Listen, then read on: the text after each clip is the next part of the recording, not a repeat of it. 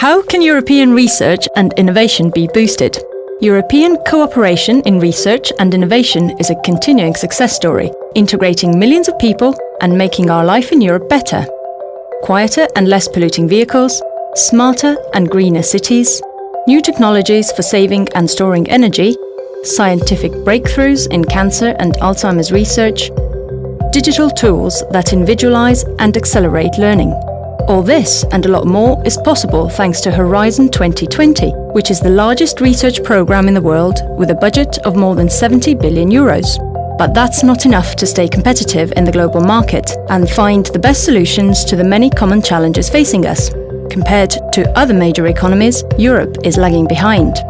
Although we have plenty of proof that investment in research and innovation has a very high rate of return, the target of 3% of GDP invested in research, set many years ago, still isn't being met. In order to take better advantage of new technologies, boost the European economy, have a clean and sustainable environment, ensure better health, education, and a more coherent society, we need to invest more into research and innovation at national and EU level. How to achieve the priority role for research and innovation in the EU is one of the main questions in the field of competitiveness during the Estonian Presidency.